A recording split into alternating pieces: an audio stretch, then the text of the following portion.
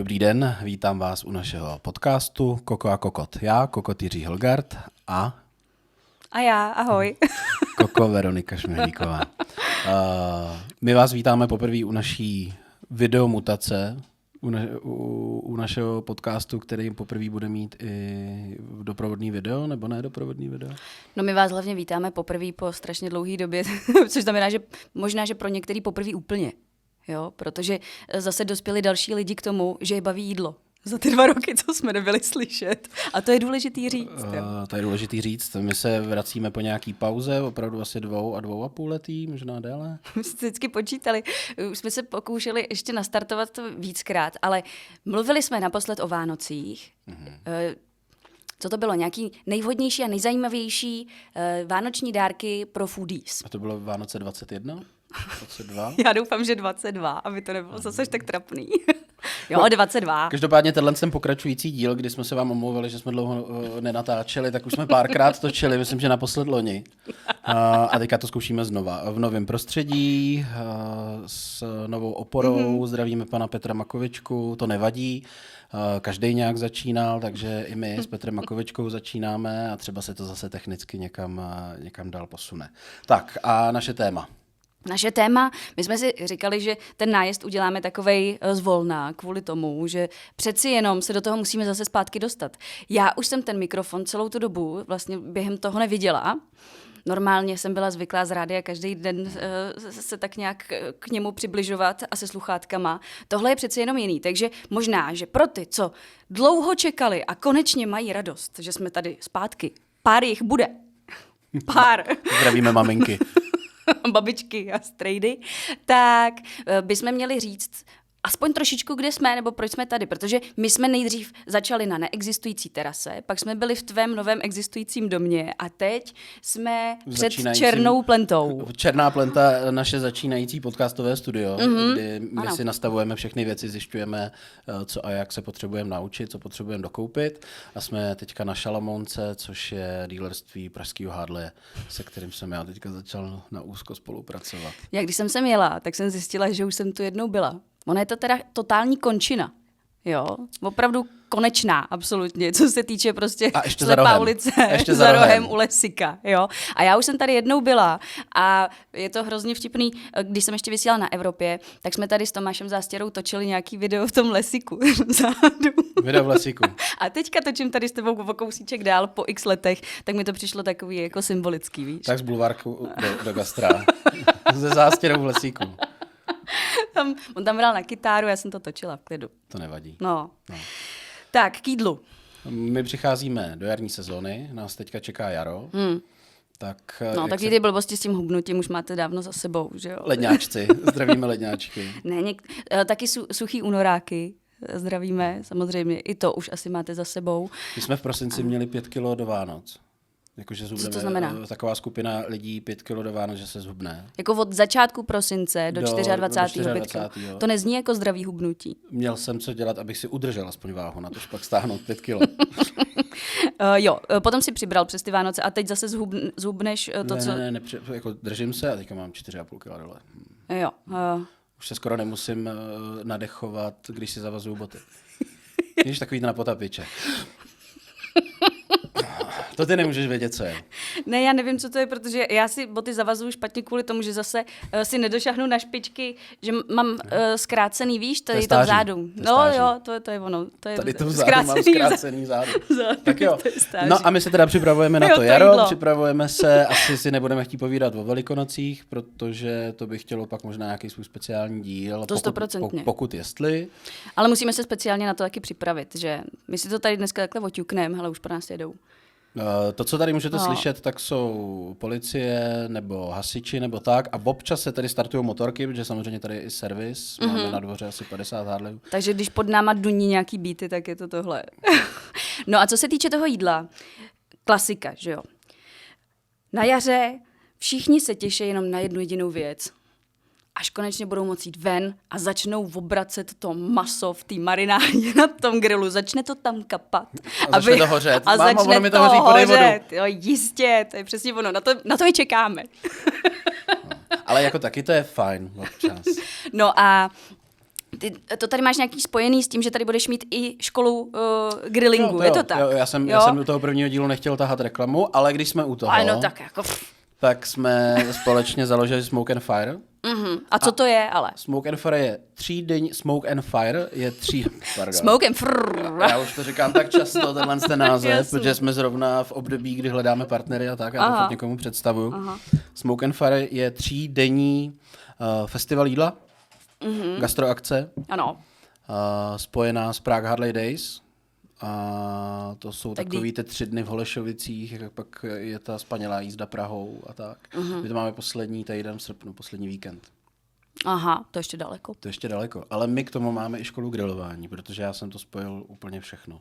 Všechny svoje činnosti jsem teďka spojil s Harleyem, takže zrovna za 2 dny nám přijede od Event Selection nám přijede takový baráček na grilování, jako krásná střecha. Přijede baráček? No, Jak jako jezdí to baráček? složíme. No, a to není baráček, je to takový stan, ale to není nůžkáč, ale je to prostě jako stavba. Aha, 300 kilová. něco jako hezká. jak si koupíš v obě takový ten dřevěný, Ne, to právě není. dřevěnou boudu na tu zahradu. Ne, to ne. A budeme tady mít ofiry a budeme tady mít keramický grily, bastard. Cože tady budete mít ještě? Ofiry. Co to je? Ty nevíš, co je ofiry? Ne, počkej, vím. To je takovej ten, jak to říct, takovej ten kruh kovovej. Ve kterém Uvnitř se je... topí ve prostředí, takový uvnitř ohniště je, vysoký. jo, oheň. A máš kolem letinovou desku a na tý otáčíš krkovičky. Na Instači já jsem to viděla s krevetama, teda to otáčení. Jo, to vypadalo sexy. Napíchanejma na Možná víc než ty krkovičky teda. Ale chápu. Ono to má asi různý průměry, ale k tomu se asi dostaneme, že jo? Ale je to teďka takový docela moderní, tahle záležitost. Oni to sem že jo? táhnou Holanďáci, protože Holandsko je vlastně největší dealer všech možných grilovacích věcí. No to oni jsou. Smoke and Fire. Ano. A ten ofir je přímo z Holandska. A oni jsou taky přeborníci, ty severský státy, v trávení čas venku, jako dělání jídla, i když my bychom jako už nevylezli. Celkově v trávení. Jsi dlouho nebyla na mikrofonu, dobrý? Si ho musím užít. A musím si tady na to zvyknout, protože já jsem zvyklá, že jsme u tebe v kuchyni a že piju pivko a tady mám vodu a za chvíli nebudu mít, tak já se napiju. No. Takže tohle, co tady budeme mít a bude to jako Teď hrozně... se zas toho, no. Tak já už se o tom nechci Jo, bavit. promiň. Na čem grilluješ ty? A kafe a taky nemám, viď? Jsi vždycky udělal jaký dobrý kafičko. Hele, letos asi budu vybírat nový grill, ale pojďme to nějak rozstřídit, hele, to má jakou hlavu a patu, jo. Budeme se teda bavit o tom, že začínáme konečně tu sezónu toho grilování. A já bych chtěla vědět, za prvý, jaký grill si má člověk pořídit, když si chce pořídit konečně nějaký novej, protože ty moje, co jsi měl i pučený, to už je špatenka. A jak je to možný? Proč je to špatenka? No, protože jsem to dlouho Že se o to nikdo nestaral, okay. Někdy prostě nastane fáze, kdy je lepší koupit novej, než chtít vyčistit ten starý. Znáš to, ne? Prostě nový je lepší. Okna nekupujete nový. Ne, naštěstí ne, protože ty portály to by se nevyplatilo samozřejmě.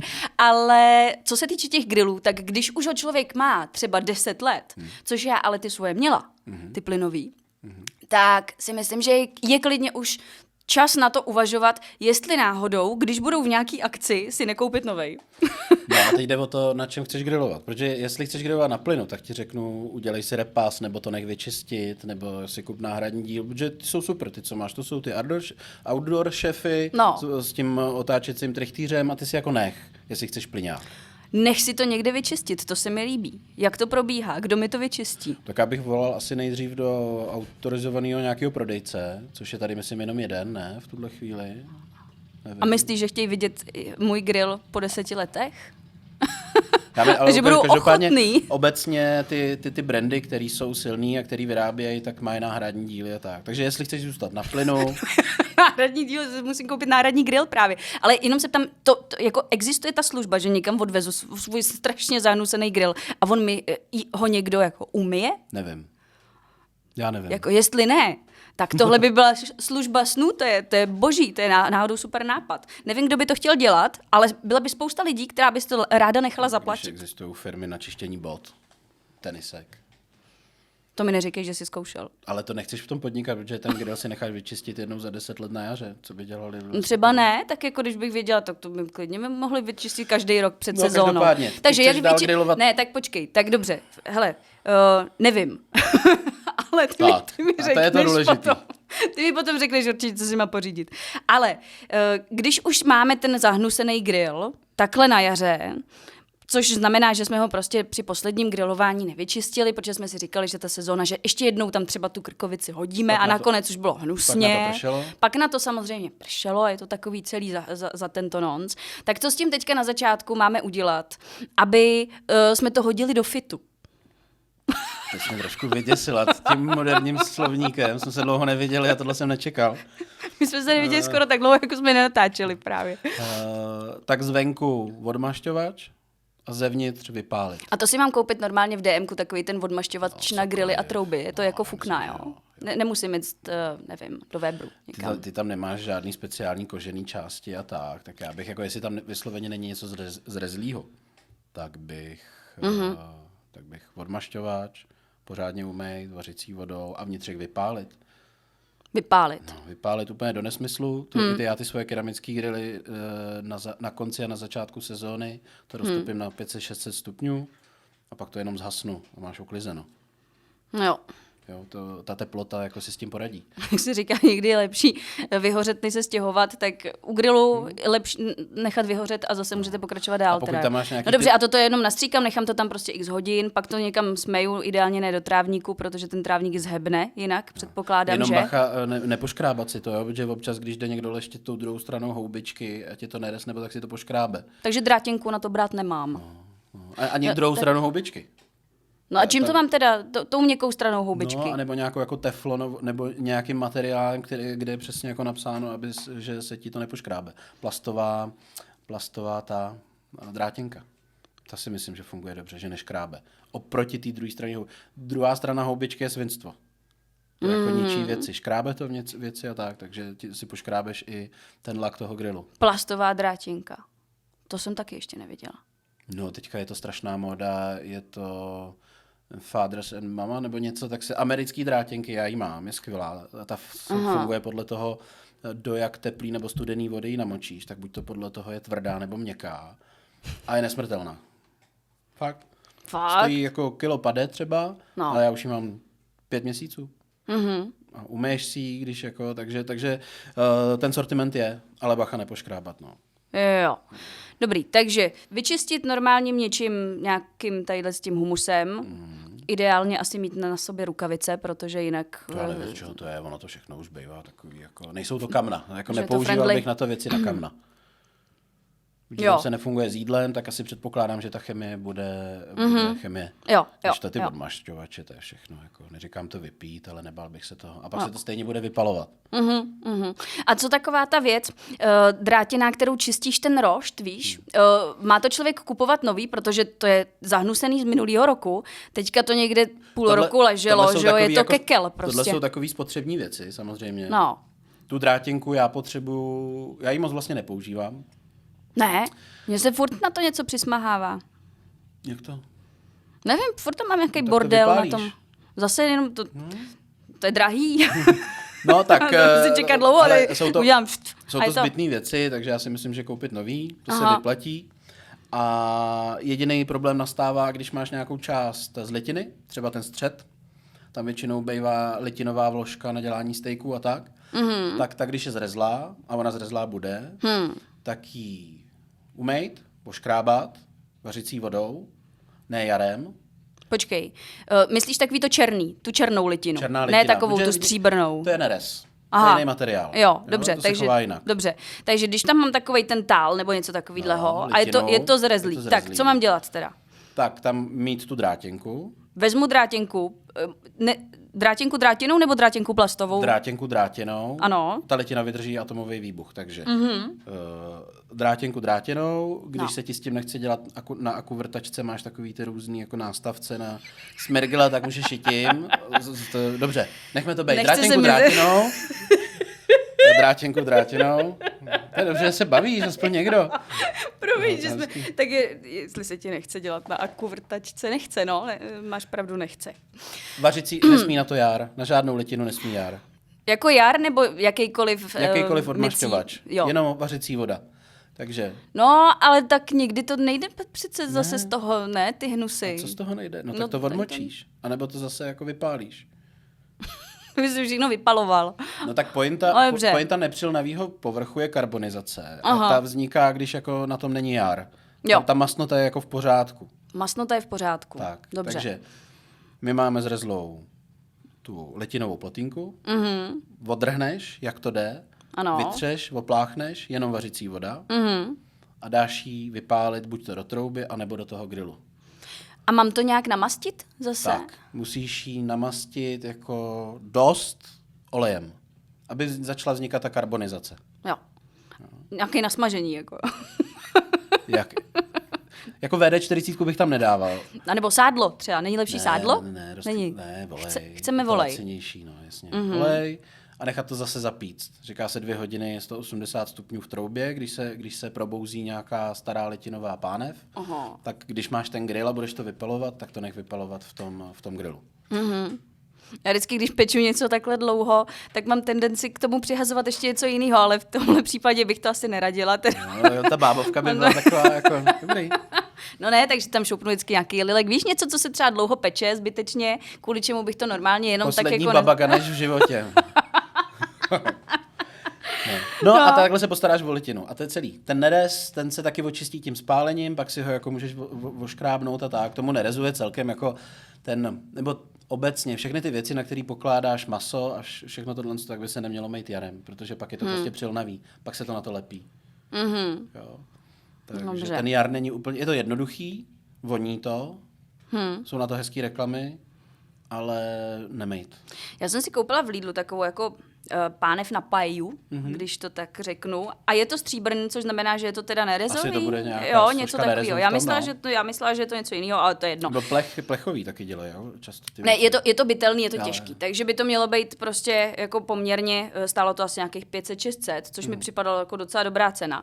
Akorát mám na tom takový různý mapy, ale to je asi jako v pořádku, na tom můžu jako něco dělat, ne? Takový barevný, jako ty od toho, mapy- co jsem tam, že jsem tam hodila maso a ten okraj toho masa se mi tam nějak Jo.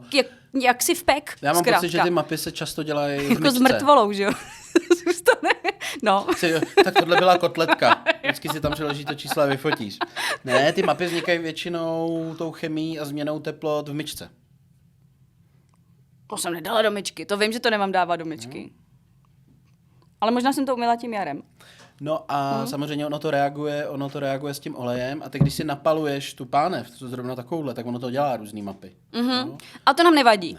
To nám nevadí. My jsme jednou dělali s Martinou Pártlovou, jsme dělali video, jak pracovat s pánví na palačinky.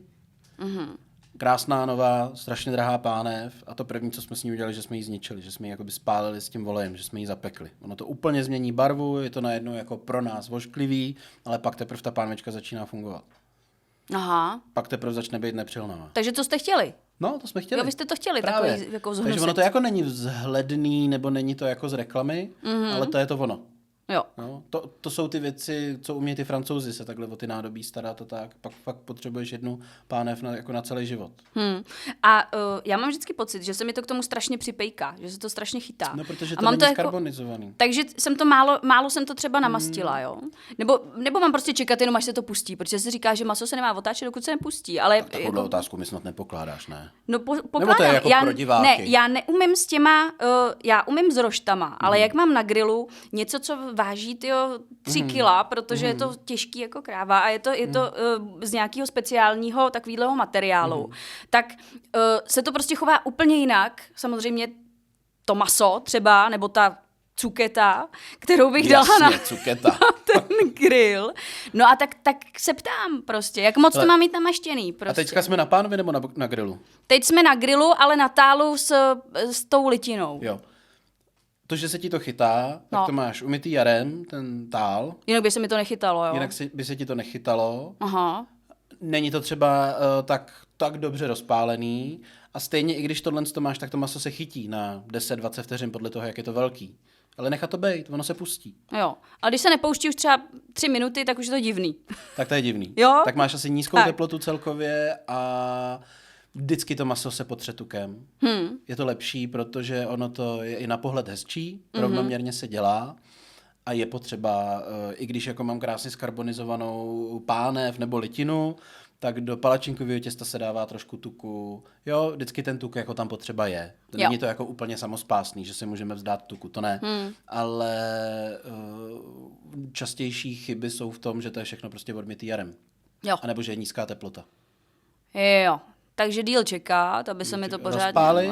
na to... Říká se, že jo, nad ohněm, když Fajrovalo. máš ruku, tak se říká, že ideálně rozpálený grill je, když to vydrží 3 vteřiny. Ani míň, ani víc.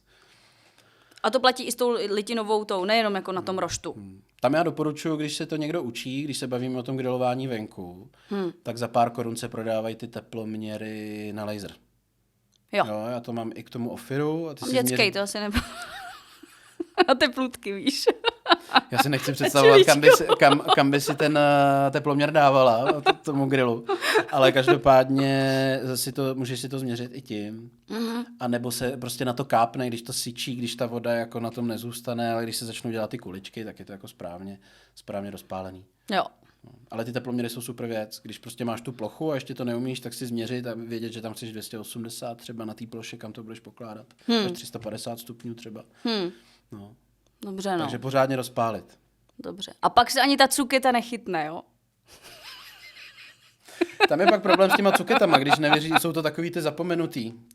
To by mělo být téma na celý podcast. Proč Češi nechávají růst cukety do nesmyslu? Když se Protože to je pak víc je víc. Nedáš rád, no. Protože větší je větší. Tak když jim pak vysvětluju, tak musíte ty jádra musíte vyškrábnout, tak oni jsou všichni smutní, že ztratili těch 8 kilo z těch, a zbyde ti z toho malá cuketa. No, takže samozřejmě, když tam máš ve prostřed ten velký podíl těch jader, tak to je na prd, ale jak ty si krájíš tu cuketu jako na kolečka? No někdy jako jo, no. To je blbo. Sám nedám celou, ne? No dáš. No, čtvrtku. No vidíš. No a pak si to No nakrájíš a potom už prkínkou. už tam máš řeznou plochu, o který já tady mluvím. No třeba, a pak ne? si to nakrájíš teprve na prkínku. Jo, no ale ne, nic se nechytá. Když umíš jako rozpálit ten grill a máš to pod kontrolou, že na tom nebyl nějaký jar a tak dále, tak se nic nechytá. Nic se nechytá. Já ti to vyfotím. Ne, my tady spolu budeme točit videa totiž u těch grillů. To mi říkáš teď? Jo. Aha, tak jo. Tak jo. Ne, fakt, to je, Okay, to je vyzkoušený. Ono obecně, když si pohlídáš ty teploty, tak pak to vaření a grilování je strašně jednoduché. Dobrý. Co se týče tady z těch příslušenství, je fakt rozdíl, když si to koupíš, fakt dávám prostě pořád takový ten klasický příklad ve Weberu za větší peníze, anebo můžu si koupit Grill Master v Lidlu a jsem taky šťastná. Weber za větší peníze, řekněme, že Weber jako je střední cesta. Jako podle mě jako možná vstup. A Lidl je cesta do pekel teda v tom případě? Často Nebo jak to u tělen z myslíš? těch grillů, já když to vysvětluju lidem, tak u tělen z těch grillů je problém, že na to většinou neexistuje příslušenství. Já když si kupuju věc na vaření, tak čekám, hledám, jestli jsem schopný nějakým způsobem opravovat v čase, nebo jakou má životnost, a jestli si k tomu můžu koupit příslušenství. Protože ty, když si koupíš, řekněme, grill styl Weber, černý plech, puklice, 3 nožičky. No tak ty ten vnitřek musíš si do toho koupit nějaký příslušenství, protože pak už to opravdu jako, buď musíš být hodně šikovnej, a nebo ti to fakt bude jenom na to otáčení těch krkoviček, protože ty už si pak chceš koupit ty boxy na to dřevěný uhlí, aby si ve prostřed mohla něco dělat pasivně. A tyhle věci už neseženeš. Takže ty jsi skoupila jako grill lacinější, ale nejsi schopná na tom pak pracovat dál. Jo, takže záleží, co od toho očekáváš. Dobře. A když mám potenciál růst, jo, takhle, tak kolik stojí takový nejlevnější už trošku schopný grily, ke kterým si to jako koupíš, tadyhle ty příslušenstvíčka? Pojďme začínat tím Weberem. Máme tady Weber, Outdoor Chef, Camping Gas. To jsou tři co mě napadají. Samozřejmě po celém světě jich je jako nekonečno. Ale Weber je to u nás podle mě největší z té střední třídy, pak nějakým způsobem přichází Camping Gas a daleko za nima je Outdoor Chef. Jo? A všichni dělají jak na uhlí, tak na plyn. V podstatě jo. Já myslím, že ten Outdoor Camping Gas Ten to má v tom názvu takový zvláštní, viď? Jo, dobře, jsem se ponížil. Ne, ale já třeba ne právě. Nevím, pro mě to nebylo zajímavý. Takže já mám nakoukaný Webry, tam se v tom jako vyznám, ale ty ostatní značky pro mě nebyly zajímavý, takže to jsem nestudoval. Jo. Jo, takže je možný, že jsou jenom do plynu, ale tohle jsou prostě 3 jako brandy, který už mají tu základnu toho příslušenství. Jo, protože třeba si fakt budeš na to chtít koupit ten litinový střed na ty stejky, protože pochopíš, že ta litina se nahřeje a funguje pak jako pánev, že na té mřížce to nikdy tak neuděláš. V Lidlu už to nedokoupíš, nebo v Hornbachu už to nedokoupíš.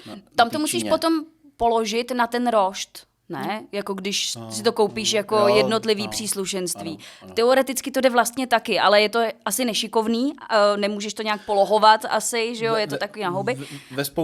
Ve spoustě těch můžeš si nakoupit spoustu těch předmětů, nějakým způsobem jako operovat v tom grilu samozřejmě, ale jako Ježíš, koupil jsem si špatný rozměr. Tohle já jsem vždycky jako radši, když vím, že tohle je na příslušenství na tuhle velikost a neřeším. Jo, je to pak takový prostě samodomo. Jak někdo má rád tu cestu, kouká se na výrobky z Číny, jakoby to nechá si sem posílat různý věci, testuje, každému, co jeho jest, ale já jsem na tohle línej. Jo.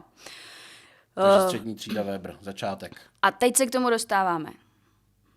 Opravdu mám grillovat na tom uhlí, je to opravdu nejlepší.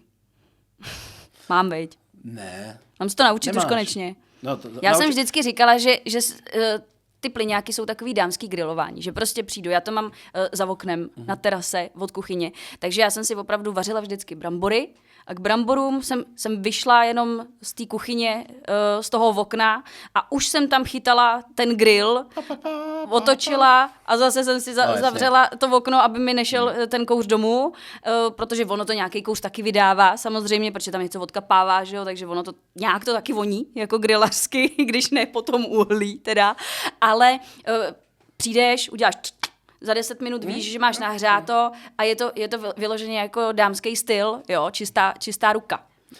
Nesmradlavý vlasy a tak. Ale nevím, kam až se to dneska dostalo, to roztápění, jestli už tohle vlastně, krom toho teda, že budu muset vzít ten velký pytel toho uhlí a nějakým způsobem odměřit to, co tam nasypu, tak, nebo jak se to dělá, tak jestli mě ještě něco z toho může obtěžovat, anebo už vlastně ne, protože doba postoupila. Hele, já si myslím, že doba postoupila v tom, že neexistuje dámský a klučičí grilování. A řeknu proč.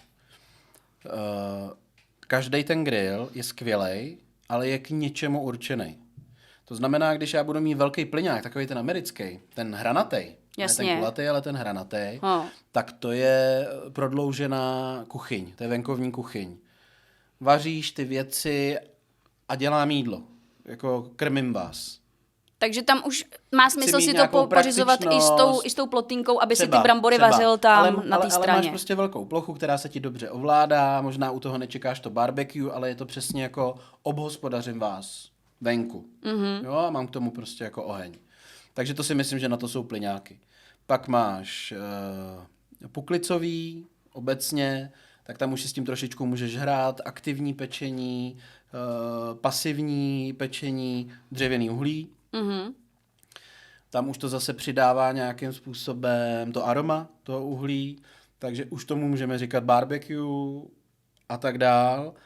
Pak jsou lidi, kteří vysloveně to mají jako laboratoř, dělají low and slow věci a nechtějí si kupovat velký jako smoker, tak si koupí ten keramický grill, protože pije míň uhlí, tak prostě jsou schopni tam mít 16 hodin hovězí hrudí. Každý ten grill je k něčemu určený. Máme nějaký univerzály, třeba ty keramický grily, já jsem strašně dlouho fungoval na Big Greenech, teďka přecházím na Bastard, což je jako dost... Ty jsi konvertoval? Jsem konvertoval. A je to v podstatě téměř to stejný, akorát se tam bavíme o nějaký cenové politice, o nějakém jako kvalitě příslušenství a tak dál. A pro mě je můžu tam dělat všechno. Já jsem schopný tam udit, teplým kouřem, ne studeným. Jsem schopen tam pít pizzu, chleby, táhnout masa a jsem schopný tam zatáhnout steak, grilovat a to jsi byl kuře. I na vejci, ne? Nebo ne? To jo, ale neuděláš to na tom Weberu třeba všechno, jo. nebo na Weberu to zrovna uděláš, ale je to... Tak dobře, každý je určený k něčemu jinému, takže k čemu je jaký určený teda? chápu, obhospodařit, velkou kuchyně terasu, velký. nemáš moc vztah k jídlu, potřebuješ jako ohřívat jídlo, plyňák. Krásně to funguje prostě. A navíc ten velký plyňák má i výhodu toho, že má prostě velkou plochu. Tak. Ty si to můžeš tam rozdělit, že jo, máš třeba kustálu, máš tam různé ty zóny, všechno ti peče jako jinak, tak jak potřebuješ, už to máš jak sporák, prostě Přesně se 4 sporák. splotínkama Ano, vlastně. sporák. Jo, takže pokud máš hodně lidí a víš, že grilluješ pro 20 lidí, tak to už potom by si musel mít třeba všechny tyhle ty další věci, třeba 2 nebo 3, a ne? oni se jdou najíst a nejdou na barbecue. Tak plyňák. Jo. Moc to neřeším, moc tomu nerozumím, prostě jako funguje to, ohřeju. Dobře. Ideální Udělám plyňák. lehkou odnož teďka. Když bych tam přidala takovou tu krabičku s těma namočenejma štěpkama, pomůže to, Rozhodně. nebo je to jako výsměch? Pomůže to ve chvíli, kdy tam pečeš kuře, pečeš tam brambory, něco, co tam bude aspoň půl až 3/4 hodiny, aby si to stihlo napít toho kouře. Jo, takže u stejku to nemá smysl třeba. U stejky tam taky může docházet, ale třeba ty krkovičky, ty minutky. Pro mě je to jako zbytečný oprus, akorát mi to kouří do ksichtu. Jo. No. Takže na to, co tam prostě bude nějakou dobu se pít, tak to mi jako smysl dává. Je to přesně to, že většinu času odbavuju lidi, ale teďka si chci upít to kuře, aby bylo jako z dřevěného uhlí, tak si tam dáš ty štěpky namočený. Jo, dobrý. Takže když chci přivonět trošku, tak to není zase taková ostuda. Ne, jo? Nic není Je to v ostuda. pohodě. Já si myslím, že je nejdůležitější si říct, jako, že nic není ostuda. Prostě někomu se dobře dělá v tom, někdo se bojí plynu. Ne, víte, co je ostuda? Ty jednorázový grily do toho parku, to je s tím pletivem. To je ostuda. No, ne, A podpalit to podpalovačem pipem. To je ostuda. Ale všechno ostatní ne. Dobře. Další. Ten kulatej, teda plynovej, mám na co? Je to, podle mě, je to univerzál. Neodbavíš na tom tolik jednoduše věcí, protože tam máš vždycky jenom jednu zónu a jednu teplotu. Jako u toho amerického, jak jsme se bavili, že tam máš vlastně jako sporák, tak to tam neuděláš, protože ty tam nikdy nebudeš mít 2 zóny.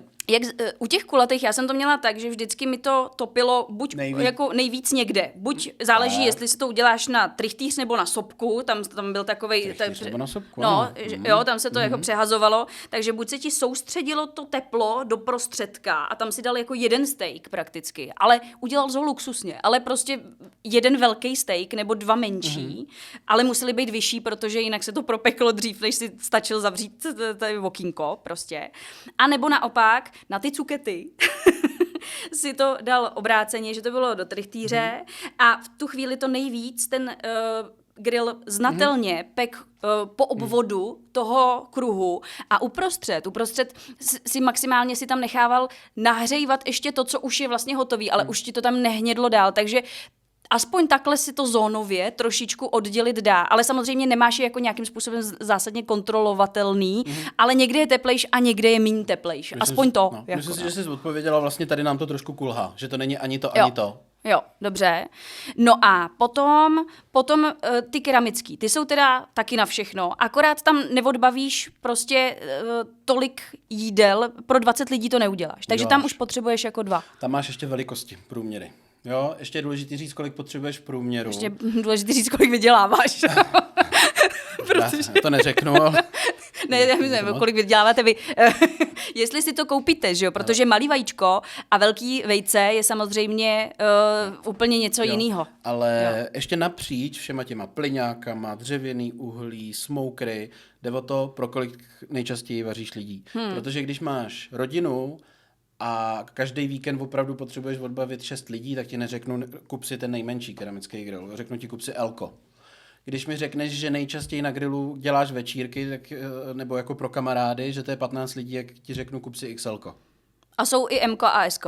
Jo, různý velikosti. Normálně. V každém tom segmentu jsou různé velikosti. Jo? Takže samozřejmě v těch keramických grillech tak stojí jiný peníze zatopit. Jo? Protože když máš ten Minimax, třeba ten Big Green, tak tam dáš 1,5 kg dřevěného uhlí. Co je Minimax? Nejmenší Big Greenek, keramický grill. A proč se jmenuje Minimax? Proč se nemenuje Mini? To je to nejdůležitější, co si dneska musíme zodpovědět. Ne, nevím. Ne, to necháme úplně nakonec. Víš to? Nevíš to, viď? Nevím. Jenom aby jako to neznělo, jako, že to je takový jako jenom prostral bodky, asi že to malý, že to je mini, tak je to Minimax. Tak. A ten se dává i někam na stůl, ne? Snad taky se dokonce. může dát na stůl, přesně tak. Jinak Jako u to je něj ideální na klečíš dovolený. na zemi, ne? Nebo nevím, co Ono děláš. to má i nožičky. Jo, Jasně, má to no, i nohy. Jasně. Tak, takže ještě jako A záleží tam na dám té málo velikosti. teda, No, tam- tam dáš málo a prostě a můžeš otáčet, jde to na plný pecky, ale odbavíš prostě na to malé množství, protože tu plotínku to má takovouhle. Třeba jako pro 2-3 lidi? Dva. Maso? Dva, tři lidi, no. Jo. Ale jako když starší pár jezděj v obytňákem prostě po Evropě, Minimax. Ideál. Uděláš tam všechno. Minimax Action Shoes. Ono je to těžký, ne? Je to malý, je docela těžký. Je to není? těžký, no. Je to To těžké má 30 právo. kilo? No. 40 kilo, no. Čuj, kráso. A když, tak to máš pro 2 lidi. A když budu brát to 2XL, keramický grill, který má plotnu prostě 1,20 m nebo kolik, má 200 kg, tak v tom zatopit, aby to fungovalo po celé té ploše, tak tam dáš 5 kg uhlí. Ty kráso. Jo? Takže jsou rozdíly i v těch nákladech. Takže ty si musíš říct, jako, a většinou se lidi kupují to Elko, že jo? Protože jdou z obou těch stran do toho prostředka. A řádově, jaká je cena toho Minimaxu a toho 2XL? Jako, jaký je tam rozdíl? Když budu Big Green, protože samozřejmě jsem s nima dělal dlouho, tak to mám nějakým způsobem nakoukaný, ale ten Minimax je v základu třeba za 25 No. a ten 2XL, ten má třeba 170 kg, tak tam jsme nějakých 100 000. 2XL si domů nekoupíš, to si kupujou hospody, když... Mě zaujalo ještě víc těch 170 kilo než těch 100 litrů, teda. To je šílený, to někam umístíš Je to a pak většinou už na to tam je svatby, vždy. Tak, většinou jo. I když má to podvozky, jakože můžeš jezdit. Ale musíš si k tomu dělat koleje. Hele, já jsem jezdil, že jo, s 2 XLkama, No. což jsou jako o 50 kilo lehčí. A ty jste sundavali z toho auta No, ve když dvou? to sundáváš ve dvou, tak je to jako masakr, no. No, Je to strašný. strašlivý. No, ale tak jako prostě si musíš říct, kolik lidí chceš odbavovat. Jo. Protože to stojí Jo. prostě jako, jsou tam úplně jiný náklady. A když jsme u těch nákladů, kolik stojí to jako dřevo, abych grilovala hodinu? Máš to vypočtený? Zkoušel jsi to někdy, když chci grilovat pro 6 lidí hodinu na plynu a pro 6 lidí hodinu na dřevě? To má, Nějaký to srovnání? Tohle má Pipmaster, co ho někdy budeme muset pozvat. Ten to má spočítaný i takhle na tu cenu. To já úplně spočítaný nemám. Ale je to dobrý téma, protože možná kvalita dřevěného uhlí, když pomineme teďka plyn, tam existují taky určitý směsi. Jo? My máme tu věc, kde je teplo, ale ještě jsme neprobírali ten zdroj toho tepla a to je ještě kruciálnější než vlastně ten samotný grill.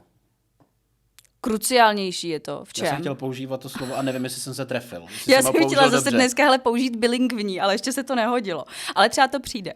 Ale při nejhorším jsem to řekla. trošku bilingvní. Takže já si myslím, že je kruciálnější. Nevím, jestli jsem to použil správně. Tak když jedeš na Mácháč se ožrat s těma krkovičkama, je ti 18 a vezmeš to dřevěný uhlí u té pumpy za 60 korun. Kdyby za 60. Dejme tomu. No. Nevím, mě už 18 není dlouho a na Mácháč jsem nejel taky ani jednou. Ale my se bavíme o tom, že kvalitní dřevěný uhlí stojí za 9 kilo třeba 800 až 1000 korun. Kvalitní uhlí stojí za, ještě jednou mi to řekni 9 pomalu. až 10 kilo. 9 až 10 tomu 10 kilo. kilovka No. kolem 700-800. A to mi vystačí na kolik hodin grilování v průměrně velkým grilu? Já se snažím dojít k nějakému jako jasnému výsledku, jo? Máme to Elko, máme ten střed, Ano. keramický Pro těch grill 6 lidí. pro těch 6 lidí. Jo? A v tom Elku, když ho nacpeš a táhneš v tom třeba maso natrhaný vepřový na pulled pork, tak třeba těch 2,5 až 3 kila, který tam nahážeš, tak vydržej 14 hodin. Protože jedeš 100 stupňů. Jo. Když jedeš na aktiv celou dobu, to znamená, že tam chceš mít, anebo pizzu, že tam chceš mít Fajruju, 300, no, pizzu. tak no. to vydrží třeba 2 hodiny, vydrží tata. Takže když jedeš jako pizzu, pak ten pytel spálíš za 6-7 hodin. A stojí 800, si říkal. Tak. Ale když je, Jo. a ten střed, tak jsme opravdu, to kvalitní dřevěný uhlí má tu vlastnost, že ty ho můžeš jako vypnout. Ty grilluješ, upečeš kuře No. za 70 minut. A teď, ono to A ještě hoří a já ono už to chci ještě jíst hoří. a už nemám co grilovat. Zastavíš příchod vzduchu a ono vyhasne. A pak ho zase zapálíš. A nemusím odendávat nikam pryč něco To nějaký propadne, z toho, to propadne, ty jo. grily na to jsou zařízený. Jo? Aha. A buď to si řekneš, to mi bude stačit, oni teda vždycky říkají, doplňte to doplna, ale z praxe nemusíte. Buď to si řekneš, bude to stačit, anebo si doplníš. Jo? Ale tam je ten důležitý fakt, že když to jsou ty velký kusy, tak jsi schopná to vypnout. Jo. Já si stejně myslím, že to dřevěný uhlí je stejně mnohem dražší než ten plyn. Asi ve výsledku jo, logicky no. U stejně velkého grilu. U toho velikánského, jak jsme se bavili, tak tam ne, tam přeci jenom ten plyn, tyjo, tam ho pouštíš pánu bohu do oken. Ale co se týče těch kulatých, tak já byť jsem na tom dělala, i když zase jako opravdu vždycky zapálím, za 10 minut mám něco udělaného místo toho, Tak aby máš si nešpinila pánev. A prakticky mám na sezónu maximálně 2 10kilovky, ale to je teda jako, že ještě zbyde v té druhé, si myslím. Jo, úplně bohatě. Byť jako tam někdy samozřejmě u toho nás dřepí víc a potom už to tam jako jede několik hodin, tak stejně ten plyn si myslím, že je levnější. Určitě. Teda. Jo, každopádně. Plus to nemusíš tahat. To uhlí, nebo to už ti dneska taky dovezou? Jezdí s tím někdo? Víš, Ne, jako, nebo musím asi někam tě to pořád jako pro 10kilový DPDčko ti to pytel. přiveze, jo. Jo, takhle, že si musíš, ale není nějaká služba. Nevím o tom. Jo. Já vím, že teda jednou nebo nějaký měli na rohlíku, ale tam by to bylo asi ještě něco dražší než normálně. Teda klasicky, ale jako někdy se to může hodit. Jo, zkrátka, určitě. tahle záchrana. A pořád je to možná lepší než benzínka. I v kvalitě. Vždycky, že na benzínce logicky tam nebudou mít kvalitu. Že? No. Dobře, takže víme. A teď ještě zaznělo tady několikrát slovo smoker. No jo? A to je jako taky grill? Nebo já to počítám obecně do té technologie, je to taky grill, protože my tady v Čechách známe uzení, to je většinou studeným kouřem. To si děláme ty špeky.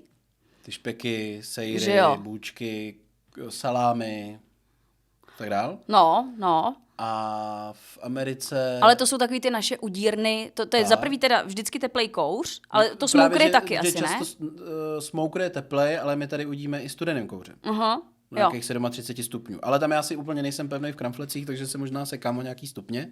Tak my tady známe uzení teplým a studeným kouřem, ale v Americe je to pečení teplým kouřem. Jo.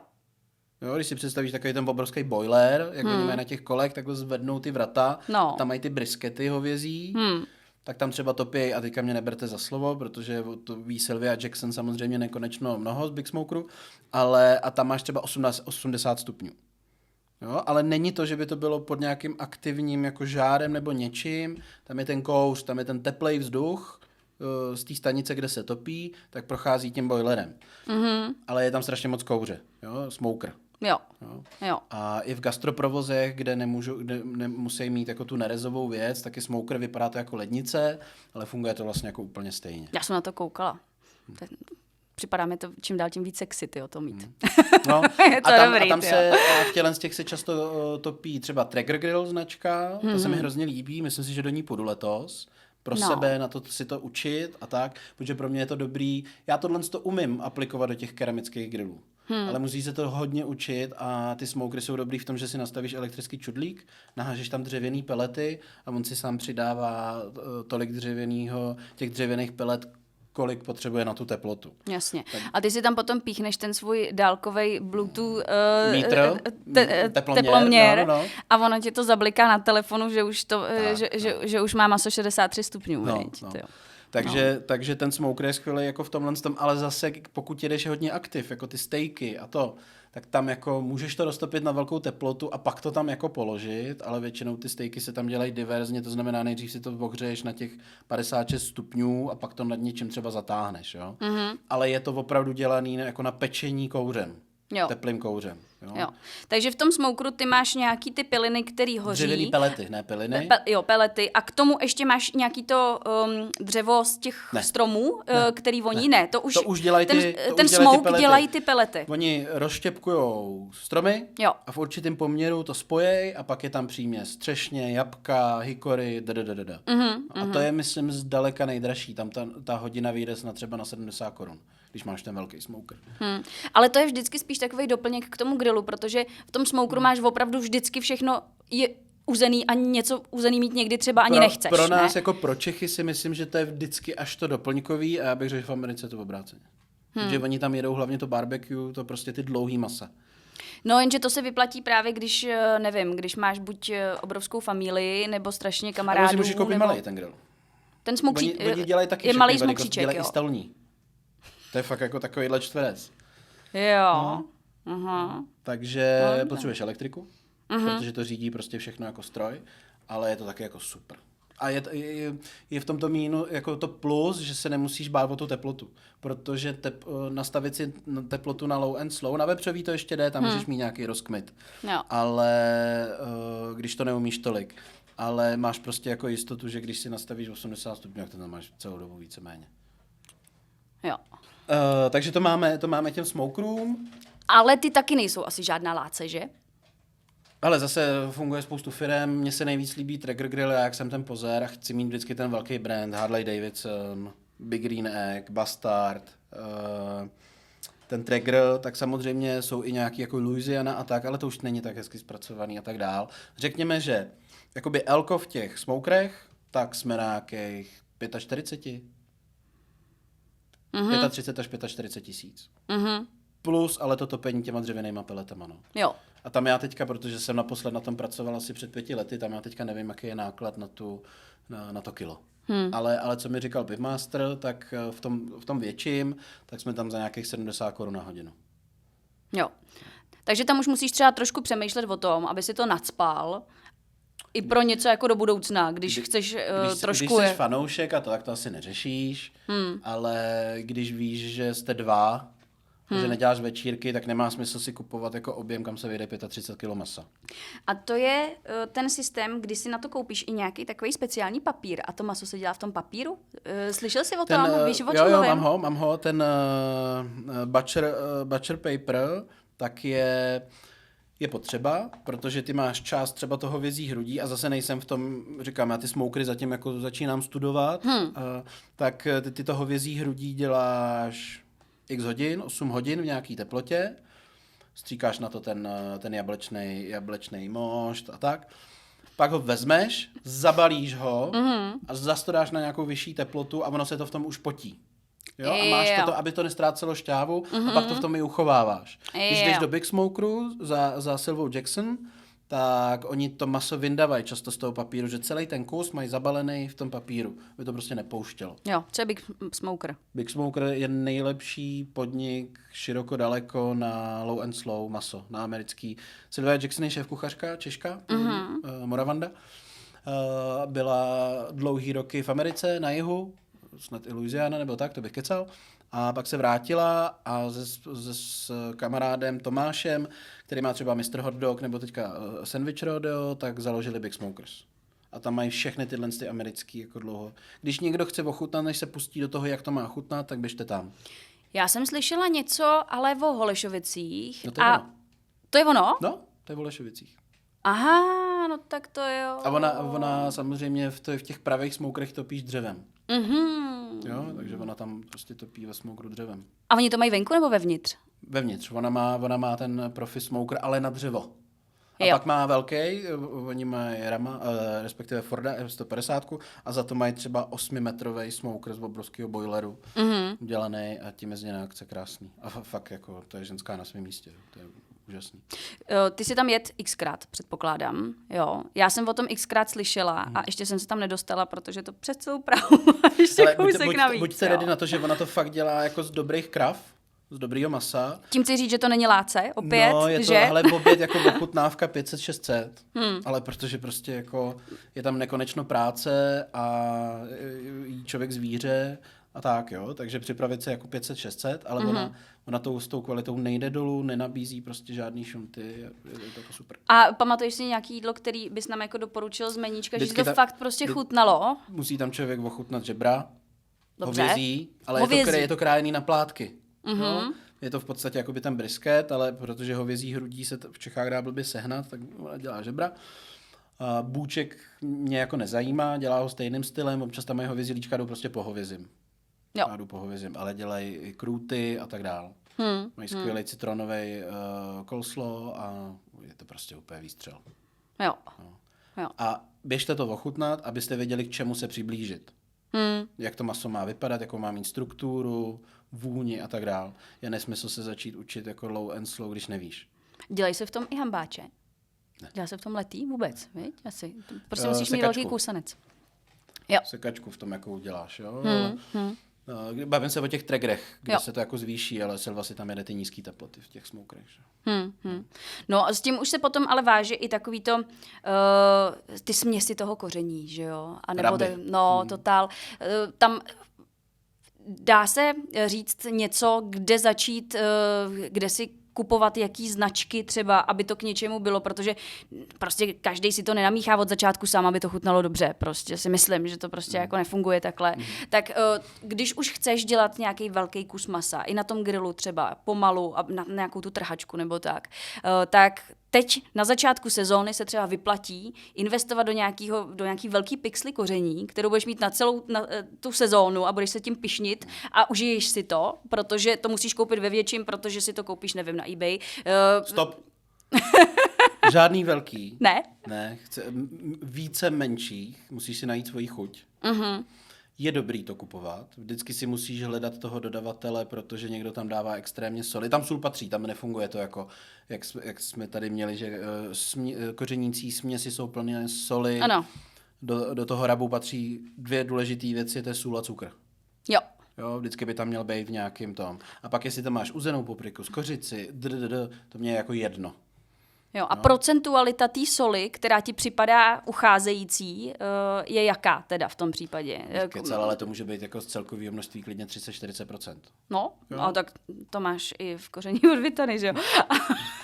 Nevím, ale já to neříkám, že to máte dávat, ale jako zkrátka je to takovýhle poměr a nemáme se divit. Nemáme se divit, je to a pak už to samozřejmě nedosolujeme ničím. Je to obrovský kus masa, takže my vlastně solíme jenom ten venek, ono to pak udělá takový to krásný kolečko, takže spíš jako ochutnávat. A klidně jí po těch značkách, jako těch grillů, každý si dělá svoje, nebo Pipmaster dělá, ale ono není těžký si to namíchat. Jenom u nás je ještě problém, že lidi nevědí, že raby existují, že to je jako suchá marináda. Jo. Takže to bych si třeba nechal ještě pak jako na další kolo grilovacích věcí. Jo, ale ve výsledku vlastně, když se podíváš na ty nejznámější značky a podíváš se na složení, tak ono většinou je to tak, že tam v tom seznamu těch ingrediencí je to podle toho, jak jsou procentuálně zastoupený v té směsi. Což znamená, že vy to tak trošku můžete okouknout. Že jo? A můžeš si zkusit něco jako napodobit. Samozřejmě, že to nebude stejný, ale když už, tak jako už. Samozřejmě je dobrý asi nezačínat s nějakým vyčpělým sáčkem koření, který máte někde v šuplíku už 5 let, protože ten černý pepř prostě už nebude dobrý. Jako jo. No. Ne, prostě když to máš misku, dáš si 1:1 cukr, sůl, dáš si tam zauzenou papriku. Cukr, sůl 1:1, jo? To je základ. Já klidně dávám, no. Já to mám rád, když je to a dáváš maso. bílej nebo hnědej cukr? Já jsem slyšela, že hnědej hořkne totiž. Že se tam třtinovej nedává. Já dávám to i to. Jo, jsem nedávno koukala na Netflixu, sjíždím všechny takový ty možný, že jo, pořady o vaření, protože Netflix momentálně si myslím, že vede v tom repertoáru téhle tématiky. A tam vyloženě ty barbecueři často dávají normální, protože tam několikrát jsem slyšela to, že ten tmavej prostě hořkne potom na tom mase. Nevím, tam moje znalost ale děkuju, konečně Veronika, jsem dneska přidala jednu informaci já. No. Ne, ale tak jako někdy to zase třeba bude naopak. Pitmastři to jsou, ty barbecueři. Jo. Pitmastři, no. Pitmastři. Pit. No, pit. A co máme v Čechách Pip. Ten to má na schvál špatně, že to byla jeho přezdívka. Jo. A potom máme taky Pif. Pivmastři? Master of to jsem bývala já. Hele, máme pro dnešek, abych to ukončil. Jo, já jsem si řekla svý, to je v pohodě. Já doufám, že už se nám to konečně s pomocí Petra podaří nahodit. No, já taky. Já doufám, že minimálně pokud nás dneska ještě nevidíte, tak něco nevyšlo, ale snad už tohle aspoň uslyšíte. Aspoň už uslyšíte. Těch dílů do šuplíku už bylo dost. Ano, je to tak. Takže bychom to rádi zase odstartovali s tou novou sezónou a samozřejmě nejenom na grilovací témata. Že rozhodně ne. No, Já jsem netušil, že uděláme takovouhle reklamu mé nové škole grilování Smoke and Fire Academy v pražském dealerství Harley Davidson, ale co se dá dělat, tak jsme o tom mohli mluvit a jsme vlastně radost. Ano, je to u Lesíka. Je to u Lesíka a je to nádherný tady to prostředí. A budou to teda jednodenňáky, jo? Protože já jsem poslední dobou dělal dvoudenňáky. Tady není kde spát, viď? Nebo v Lesíku. Ono by se našlo, ale jsou to ty jednodenňáci, co si člověk nemusí brát volno. Pro Pražácí. Jo, ne ty, oni. Oni. Jo, jasně, chápu. Nic, děkujeme. Budeme se těšit, určitě se toho dotkneme více, aby jsme jako věděli. Mějte se krásně. No, tak jo, a zase se těšíme, už opravdu. Už opravdu. Čau. Ahoj.